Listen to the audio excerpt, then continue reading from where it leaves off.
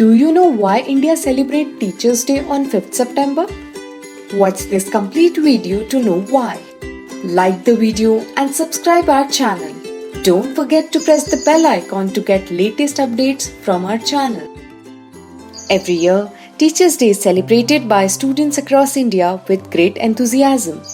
It is the day when the country India celebrates the birth anniversary of first Vice President Dr. Sarvepalli Radhakrishnan.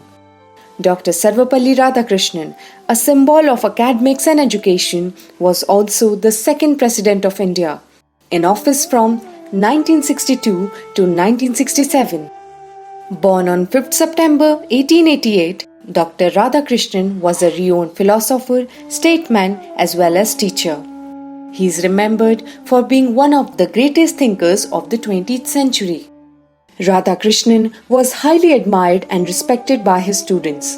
In 1921, when he was en route to the Mysore railway station from the Mysore University, his student had arranged for a flower-decked carriage to take him to the destination. This carriage was pulled by students themselves.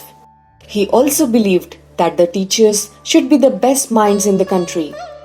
When Sarvepalli became the President of India, some of his students and friends requested him to celebrate his birthday on 5th September, to which he replied, "Instead of celebrating my birthday, it would be my proud privilege if 5th September is observed as Teachers' Day."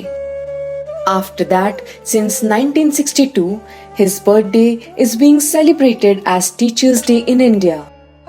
But how much do we Indians and especially the students and teachers know about Dr. Sarvepalli Radhakrishnan?